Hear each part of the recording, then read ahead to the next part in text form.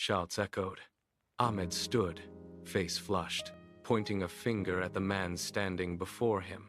The dispute was over a few feet of dirt, a blocked passage that had become the catalyst for his outburst. He did not care that the man was twice his age. He did not care that the entire village was watching. He let the words fly, each one louder than the last, fueled by a sudden, irrational heat. The older man did not shout back. He simply shook his head, turned his back, and walked away. The silence that followed was heavier than the noise. Ahmed remained standing there, his chest heaving, his fists still balled tight at his sides. He looked around.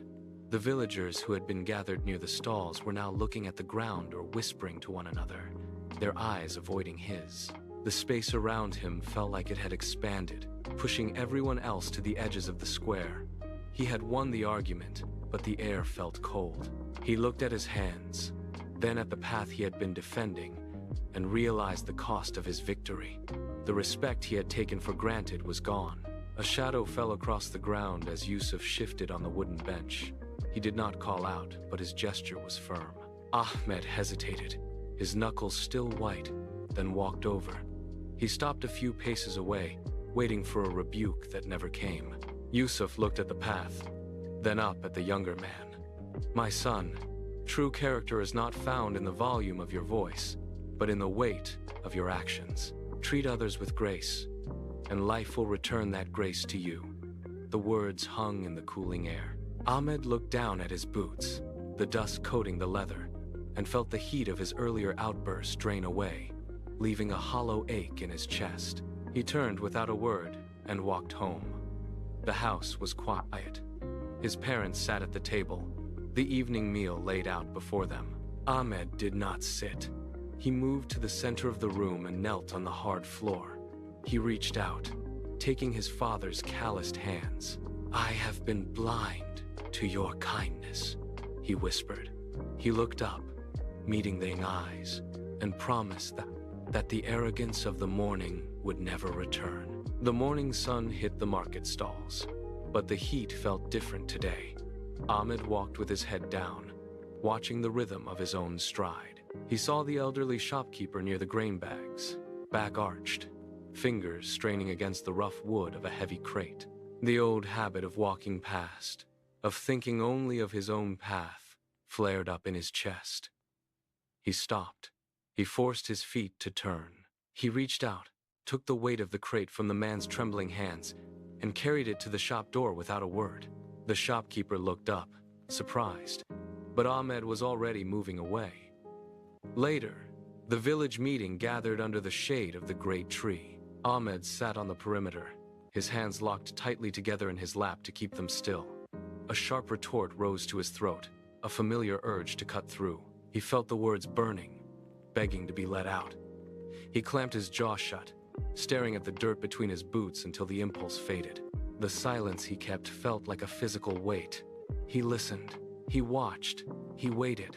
Every moment of restraint was a deliberate strike against the man he used to be. The sky turned a bruised purple, and the wind began to howl, tearing through the village square. Rain lashed against the walls, turning the dust into slick, treacherous mud. Ahmed stood at his window, watching the chaos, when he saw it. A neighbor's roof, already weakened by age, began to lose its grip.